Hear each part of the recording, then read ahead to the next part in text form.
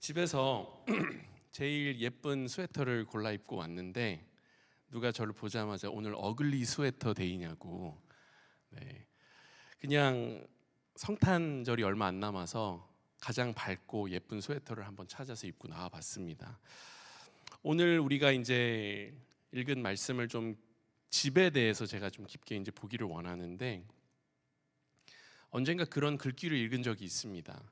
빛은 당신을 집으로 인도하고 따뜻함은 당신을 그곳에 머물게 한다.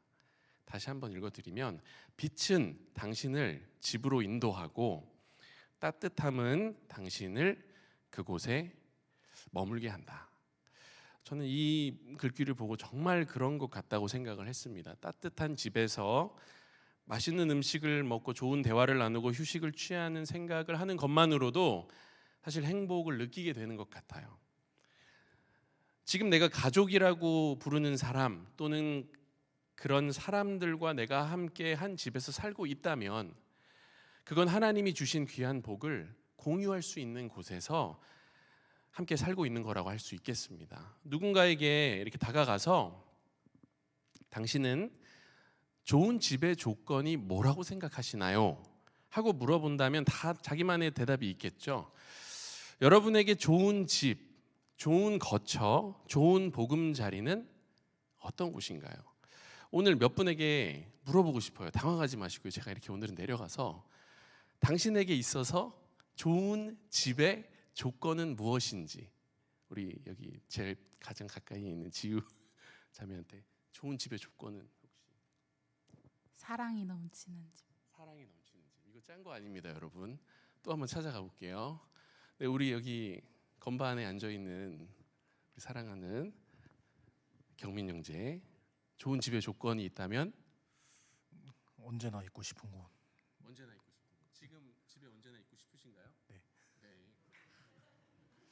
한 두 분 더 저쪽으로 가볼게요. 이제 오늘 카메라 좀 힘드실 것 같은데 살려가야지. 네. 네. 네, 이쪽 동훈 형제 한번 가보겠습니다. 좋은 집의 조건, 동훈 형제에게 서로 존중해주는 집이 아닐까. 서로 존중해 주는 곳이다. 네. 그 다음에 지금 다들 표정이 너무 안 좋아. 제발 가까이 오지 마 이런. 네, 예림자매한테 한번 가보겠습니다. 좋은 집의 조건이 있다면 뭐라고 생각하십니까? 누군가가 맞이해주는 집. 누군가가 맞이해주는 집. 네, 너무 좋습니다. 이렇게 여러분들 우리가 네 분이나 여쭤보고 또 대답을 들어봤는데 사실 조건이 다 다르죠. 오늘 카메라 정신 없죠? 네, 다시 도착했습니다. 너무나 다들 좋은 대답인데, 오늘은 이 집에 대한 생각을 우리가 조금 확장하는 시간을 가지려고 하는데, 일단 우리 본문이랑 연결시켜서 그걸 한번 해보도록 하겠습니다. 일전에 월트 디즈니라는 아주 유명한 분이 그런 말을 한 적이 있다고 합니다. 우리는 세상에서 가장 멋진 장소를 디자인하고 창조하고 건설할 수 있다. 하지만 꿈을 현실로 만들려면 그걸 함께 할 사람들이 필요하다.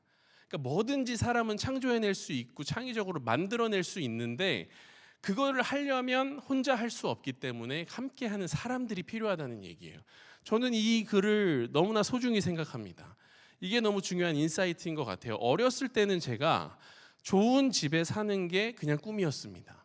넓고 그냥 평안한 집, 뭐든지 다 있는 집, 이런 집에 살면은 다 되는 거 아닌가라고 생각을 했는데, 제가 이렇게 좀 크고 살다가 보니까는 아무리 좋은 집에 살아도, 아무리 좋은 보금자리가 있어도, 아무리 그럴듯한 거처에 내가 거해도 그것 자체가 중요한 게 아니라 함께하는 사람들이 결국에는 중요한 거구나 라는 걸 제가 짧은 인생이지만 지금까지 살면서 생각하게 된 것 같아요. 그러니까 어디에 살고 있는지보다 중요한 것은 누구와 살고 있는지가 중요한 거죠.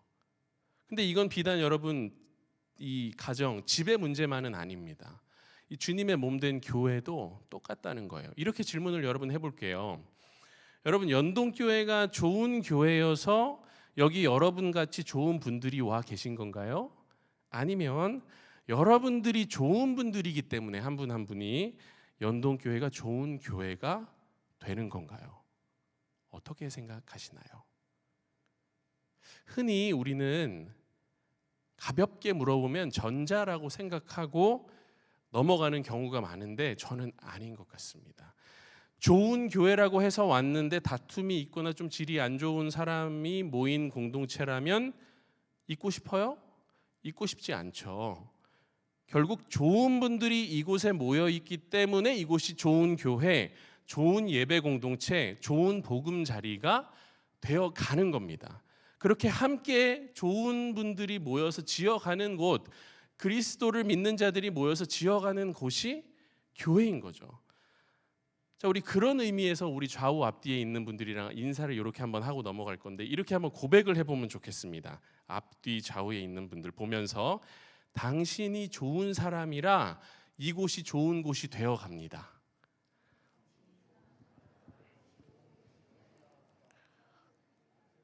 네. 예, 이게 첫 번째 포인트입니다, 여러분. 오늘 본문을 다시 한번 제가 읽어드리면 악인의 집에는 여호와의 저주가 있거니와 의인의 집에는 복이 있느니라 이렇게 나왔잖아요. 우리가 아주 쉽게 그냥 읽고 그래 그렇지 이렇게 하고 넘어가면은요 그냥 그런 내용이에요. 뭐 악인 저주 받나 보다. 근데 이 여러분 문장 하나만 우리가 자세히 좀 뜯어보면은 여기에는 어떤 원리가 들어있어요. 하나님의 원리가 들어있습니다. 뭡니까? 하나님은 집 자체가 아니라 집에 있는 사람에게 주목하고 계신다는 거예요. 그러니까 집이 복된 곳이라 그곳에 살면 복된 사람이 되는 게 아니라 그 사람이 하나님의 은총을 입은 사람이면 그 사람이 거하는 곳을 하나님이 어떻게 해주신다고요? 복되게 만들어 주신다는 얘기를 하고 있는 거예요. 그러니까 복받은 집, 저주받은 집 사실 그런 거는 애초에 없는 거예요. 복을 몰고 오는 사람, 저주를 몰고 오는 사람이 있을 뿐이죠. 어떤 장소에. 하지만 세상은 그렇게 얘기하지 않는다고요. 이런 성경적인 원리를 보지 못하도록 하는 경우가 많습니다. 여러분 그런 얘기 듣지 않아요? 종종 저 땅 저거 지금 사면은 복이 굴러 들어올 거다. 지금이 적시다. 성공하고 싶으면 어떤 동네에 살아야 된다. 이런 게 아니라는 거예요. 이게 성경을 통해 우리가 하나님의 원리로서 확인할 수 있는 건 하나님께서 의인들에게 복을 주시고 그 사람이 가는 곳마다 그 장소가 복된 장소가 되게 해주신다는 거예요. 그 사람이 만나는 누군가가 그 관계 안에서 그 사람 때문에 복을 누린다는 겁니다. 그 사람이 속한 그 가족이, 그 기업이, 그 그룹이, 그 회사가, 그 땅이 그 사람으로 인해 복이 굴러 들어오고 나가고 한다는 거예요.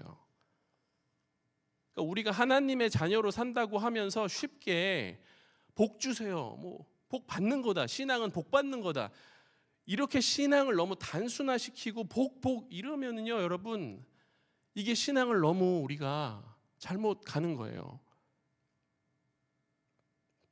복을 구하고 받는 신앙을 넘어서 복이 되는 신앙으로 나아가야 된다는 겁니다.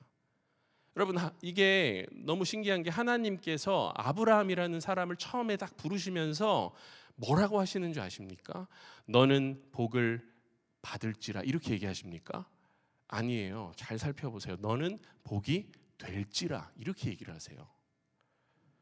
복을 받는 거를 목표로 삼는 사람은 어려움이 딱 찾아오면 어떻게 합니까? 하나님께 등을 돌려요. 복 안 주시니까 이제 모르겠다. 딴 데서 살 길 찾아야지. 근데 여러분 복이 되는 게 목표인 사람은 고난과 시험이 와도 감내합니다. 주님 붙들고 그 시간을 통과합니다. 결국에는 어려운 상황들이 어떻게 됩니까? 좋은 상황으로 만들어지는데 그 사람이 중요한 역할을 하게 돼 있는 거예요. 이게 신앙의 힘입니다. 믿었더니 좋은 거 주셨어. 매우 단순하고 신앙을 너무 단순화시키는 거예요. 그거는. 오늘 본문을 보면 아주 짧죠. 근데 여기 두 부류의 사람이 지금 등장하고 있고요. 두 가지 종류의 다른 단어를 쓰는 원어로 보면 집이 등장하고 있습니다. 일단 어떤 사람들이 등장하죠? 악인이라는 큰 카테고리가 나오고 의인이라는 큰 또 하나의 카테고리가 나옵니다. 집을 소유한 악한 사람이 나와요. 그죠? 요거는 이제 조금 튼튼하고 위험 있고 겉으로는 좀 삐까뻔쩍한 집을 얘기를 합니다. 근데 아무리 겉으로 좋아 보여도 하나님의 저주가 그 위에 있고 그 안에 있고 그 주변에 있어요. 그 집에 사는 자가 번영하는 것처럼 보이는 순간들이 있어요. 있습니다. 하지만 그 번영조차도 나중에는 어떻게 되냐면 주셨기 때문에, 부어주셨기 때문에 나중에는 저주가 되는, 저주로 바꿔버리는 그런 유형의 집을 말하는 겁니다. 이 구절에 대해서 한 주석가가 연구하면서 남긴 글이 있는데 이렇게 남겼어요. 많이 먹으면 몸은 채워질지 모르지만 영혼은 야윈다. 악인에게 임하는 저주는 조용하고 느리게 찾아오는 것 같이 보일지 모르나 잘 안 보인다는 거죠. 그것은 조바심으로 가득한 나병과 같아서 결국 그 집의 목재와 돌을 삼킬 것이다. 좀 이걸 여러분 풀어서 얘기하면 살다 보면은 참 이상하게도 하나님에게 삿대질하고 하나님을 경외하지 않는 사람들이 잘 살고 잘 되는 것 같이 보여지고 느껴질 때가 정말 많습니다. 근데 성경적으로 봤을 때는 그건 정말 하나도 부러워할 게 아니라고 지금 얘기하고 있는 거예요.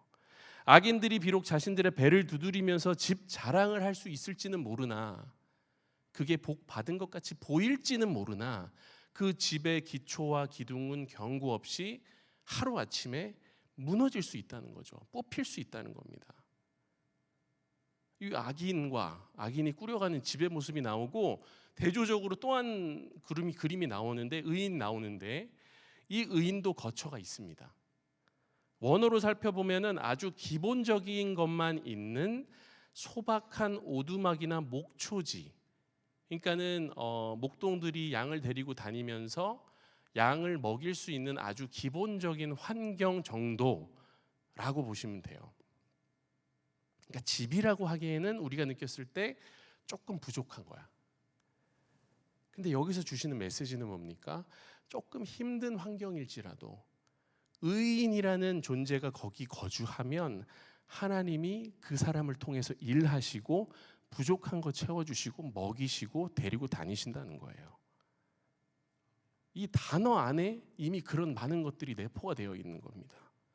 여러분, 저는 이거 보면서 구약의 요셉이라는 인물이 바로 생각이 났습니다. 요셉은 사실 겉으로 보면은 이 요셉같이 고생한 사람이 없어요. 힘든 인생을 살았습니다. 형제들에게 속아가지고 노예로 팔려갔다니. 이게 스토리의 시작이에요, 여러분. 학교 가서 왕따를 당한 게 아니라 집에서 왕따를 당한 겁니다. 이 요셉이 살아가는 모습을 보고 하나님이 뭐라고 얘기하시냐면 이 요셉은 의로운 사람이라 이렇게 얘기를 하세요. 실제로 이 요셉은 어디를 가도 누구를 만나도 하나님만 붙듭니다. 세상의 관점에서는 고생을 많이 해요. 다양한 고난에 직면한 이주민의 역동적인 삶을 살았습니다. 한 곳에 오래 머무르지도 않아요. 집도 감옥에도 살았다가 아무튼 굉장히 다양한. 우리는 요셉의 삶을 보면서 그가 그래도 하나님 앞에서 의롭게 살고자 늘 의식했다는 걸 보게 됩니다. 좀 불안한 상황에서도 부족한 상황에서도 하나님 안에 거하며 그 상황을 복된 상황으로 만들어 가고자 하는 모습이 있다는 거죠. 창세기 50장 20절에 보면 그가 이렇게 고백을 하는 걸 볼 수 있어요. 당신들은 나를 해하려 하였으나 당신들은 나에게 잘하지 않았죠. 그러나 하나님은 그것을 선으로 바꾸사 오늘과 같이 많은 백성의 생명을 구원하게 하시려 하셨나니, 이 고백을 처음에 자기를 팔아넘겼던 형제들에게 하는 거예요.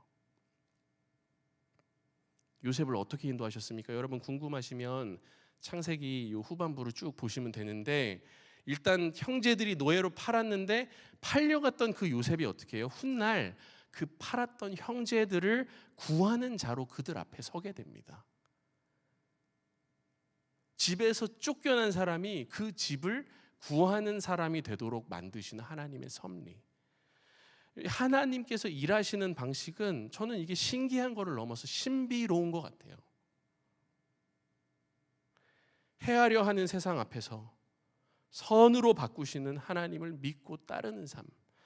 요셉의 그 끈기와 뚝심과 신실함이 우리에게도 있기를 원합니다.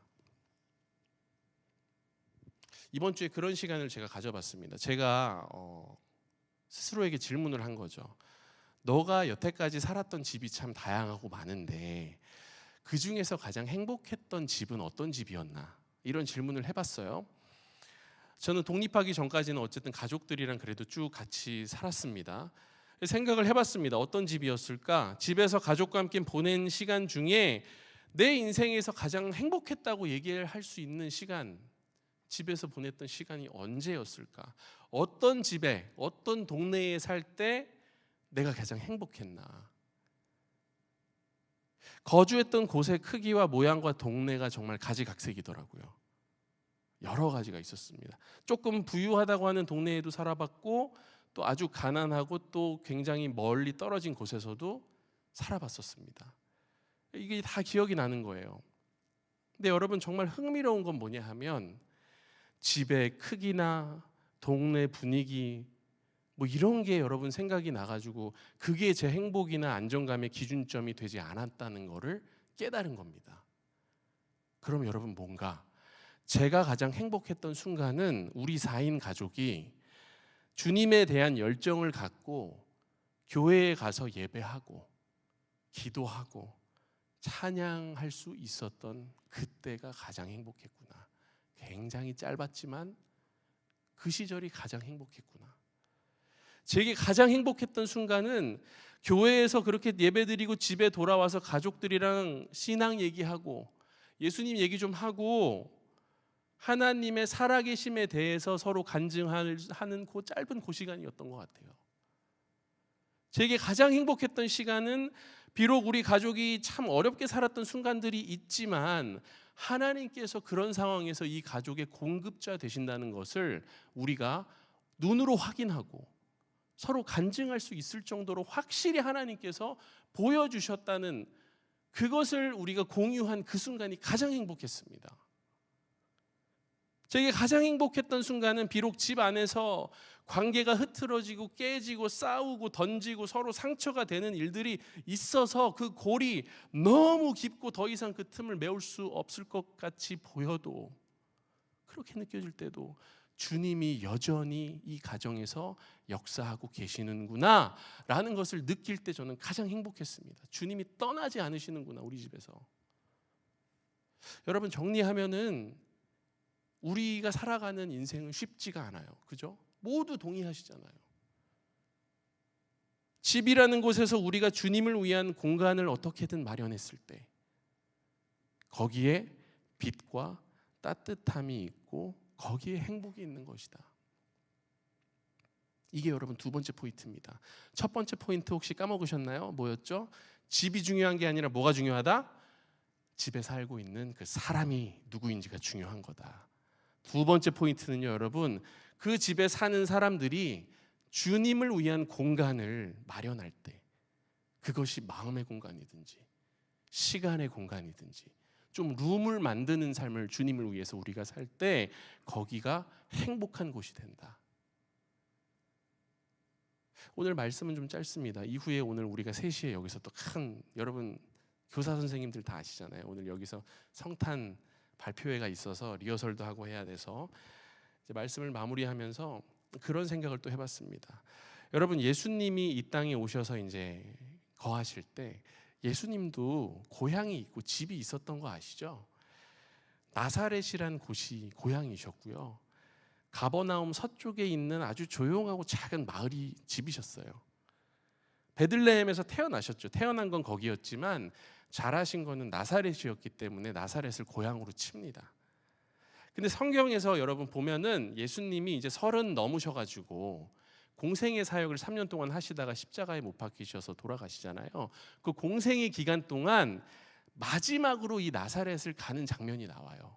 그러니까 이건 뭐냐면 주님이 이미 자신이 골고다 길을 가실 거를 알고 자기가 정말 사랑했던 그 마을을 한 번 더 방문하고 싶으신 겁니다.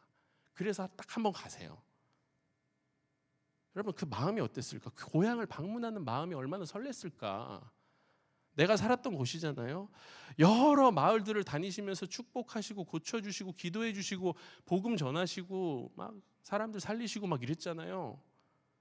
이제 자기 마을로 가는 거예요. 여기서도 그 사역을 하고 싶으신 겁니다. 집이니까 고향이니까 소중한 거예요. 예수님이랑 함께 그곳에서 자란 사람들은 당연히 예수님 알아봤겠죠. 저거 목수 아들, 저 친구도 좀 목수 일 좀 하다가 갑자기 사라지더니 왔네, 이랬을 겁니다. 땀 흘려 일용할 양식을 벌어들이는 목수라는 걸 다 알고 있었을 거예요. 목공소에서 일하던 그 청년이 갑자기 돌아와서 이제는 수십 명, 어떨 때는 수백 명 앞에서 하나님에 대해서, 복음에 대해서 얘기를 하는 겁니다. 고향 사람들의 반응이 어땠을까요? 역시 옛날부터 뭔가 달랐어. 이게 아니었습니다, 여러분. 고향 사람들은 좋아하지 않았어요. 저 나무나 깎던 녀석이 와가지고 지금 뭐 하는 거야? 저거. 오히려 충격을 먹고 거부하고 등을 돌렸습니다. 내가 저 친구 몫으로는 인정하지만 메시아로서는 인정할 수 없다 이거예요. 사람들은요, 메시아로 오실 분이 마리아의 아들이자 야고보, 요셉, 유다, 시몬의 형제인 단순하고 평범한 목수라는 게 받아들여지지 않았던 겁니다. 저 사람이 어떻게 메시아야? 그래서 마가복음 6장 3절에 보면 실제로 그렇게 나와요. 이 사람이 마리아의 아들 목수가 아니냐, 야고보와 요셉과 유다와 시몬의 형제가 아니냐, 그 누이들이 우리와 함께 여기 있지 아니하냐 하고 예수를 배척한지라. 마지막으로 고향을 갔는데 결국에는 성경이 뭐라고 하냐면 고향에서 몇몇 병자들에게 손을 얹는 것 외에는 기적을 행하실 수 없었다 하고 나옵니다. 그들의 믿음이 이토록 부족한 것에 대해서 너무 놀라세요. 예수님이 실제로 나옵니다, 성경에. 그리고 그렇게 예수 그리스도의 마지막 고향 방문이 막을 내리는 거예요. 어떤 반전도 없이.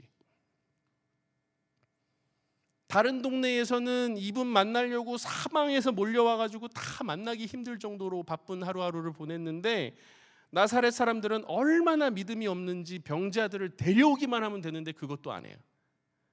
능력이 없어서 못 고쳐주신 게 아니라 아무도 믿음으로 예수를 영접하지 않으니까 능력을 쓸 수가 없는 상황인 거예요. 아무도 안 오니까.